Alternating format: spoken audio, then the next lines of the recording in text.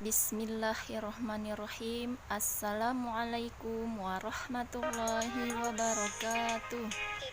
Subahul khairan soleh dan soleha. Jawabnya subahun nur. Bagaimana kabarnya di pagi hari ini? Semoga selalu dalam keadaan sehat walafiat. Amin ya rabbal alamin. Sebelum belajar kita ice breaking dulu ya, supaya belajarnya lebih semangat.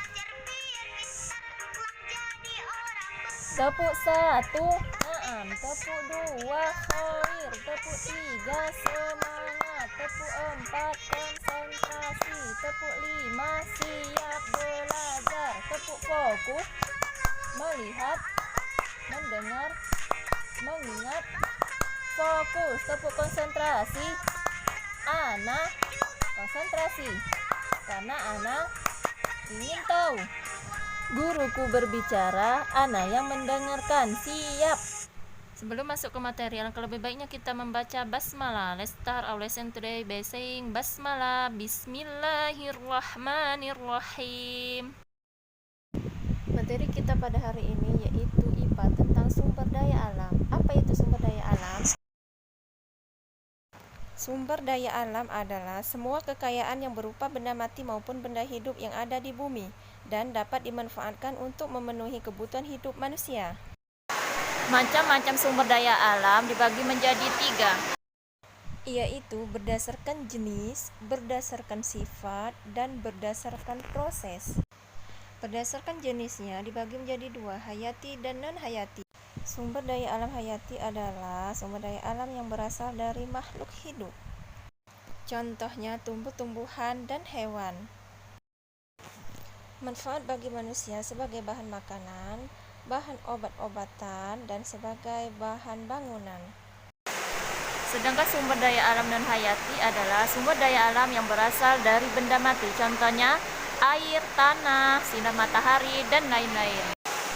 Adapun manfaat bagi manusia yaitu air untuk minum, sinar matahari untuk penerang, dan tanah untuk sumber bangunan.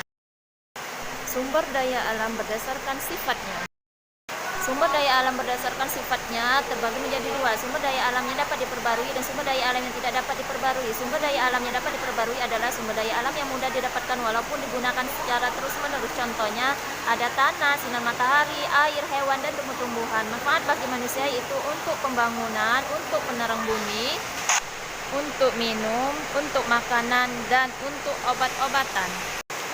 Sedangkan sumber daya alam yang tidak dapat diperbarui adalah sumber daya alam yang susah didapatkan, harus menunggu ribuan bahkan jutaan tahun baru didapatkan kembali. Contohnya batu bara, minyak bumi, dan lain-lain. Manfaat bagi manusia yaitu untuk pembangkitan listrik, pembuatan baja dan besi, untuk bahan kendaraan, dan untuk memasak. Selanjutnya sumber daya alam berdasarkan proses. Sumber daya alam berdasarkan proses ada 2, yaitu sumber daya alam dapat langsung digunakan dan sumber daya alam tidak dapat langsung digunakan. Sumber daya alam dapat langsung digunakan ialah tanpa adanya bantuan teknologi, contohnya buah-buahan dan sayur-sayuran. Sedangkan sumber daya alam tidak dapat langsung digunakan ialah sumber daya alam setelah proses teknologi, contohnya batu bara, minyak bumi, dan lain-lain. Adapun ukhrawi yang berkaitan dengan materi kita pada hari ini yaitu firman Allah surah Al-Baqarah ayat 29 yang artinya bahwa Allah menciptakan bumi dan isinya, baru kemudian menciptakan langit dan menyempurnakan dengan 7 lapis, dan mengakhiri bahwa Allah memiliki kehendak tak terbatas. Baik anak-anak hebat, cukup sampai di sini dulu materi dari Ustazah. Jangan lupa diulangi lagi dan dipelajari lagi. Ustazah akhiri. Let's close our lesson today by saying hamdalah. Alhamdulillahi rabbil alamin. Wassalamualaikum warahmatullahi wabarakatuh.